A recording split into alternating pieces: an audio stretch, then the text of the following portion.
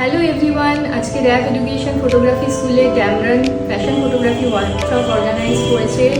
তোমরা সবাই জানো যে ড্যামরান খুব ভালো ভালো লেন্স তৈরি করে, তো আজকে আমরা প্র্যাকটিক্যালি সেই লেন্সগুলো ইউজ করার সুযোগ পাচ্ছি। আমাদের মধ্যে উপস্থিত আছেন মিস্টার কুনাল চাকলাদার, যিনি খুব ভালোভাবে স্টুডেন্টদেরকে শেখাচ্ছেন কীভাবে ফ্যাশন ফটোগ্রাফি করতে হয়। কী কী হচ্ছে তোমাদেরকে আপডেট দিতে থাকবো, সাথে থেকো।